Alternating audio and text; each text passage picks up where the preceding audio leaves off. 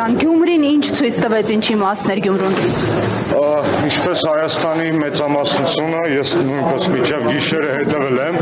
դրսում չի կարելի խանգարում եք դատանի որոշմանը։ Ինչպես Հայաստանի բնակչության կեսից ավելին հետևել եմ, նաև տեսնում եմ արձագանքներին, ուզում եմ իմ կողմից այսպես ասած համեստ կարծիք հայտնել, ինչ հետևություններ կարելի անել, հետևություն համար 1. Նիկոլը ընդունակ է ամեն ինչի սեփական իշխանությունը վերարտադրելու համար նույնիսկ հանրապետության երկրորդ քաղաքում։ Հետևություն համար 2. Նիկոլի մոտ դա մասամբ կիրառելով տեխնոլոգիաներ, վարչական ճնշում, վախի մթնոլորտ, կեղծ այսպես ասած անցողիկ թեկնածուներ եւ այլն 1/3-ով ամենայն դեպս ստացվում է։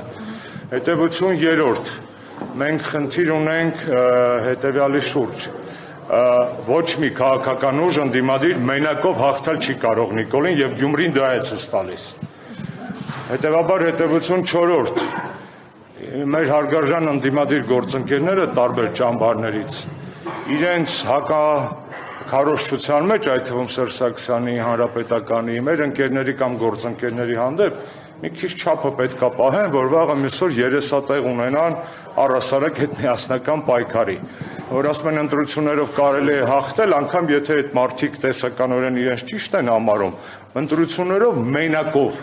հաղթել հնարավոր չէ եւ այստեղ ստացվեց հենց այդպիսի պատկեր։ Իսկ եթե մենակով հնարավոր չէ, ակնկալում են եւ այլ տեսակի ընդդիմադիրների աջակցություններ, ապա կներեք երեսատեղ պետք է թողել եւ որ օգտվելով առիթից ուզում եմ իմ համեստ ձայնը միացնեմ Մարտուն Գրիգորյանից ակնկալիքներ ունեցողներին, իրեն խնդրողներին, որպեսզի մենք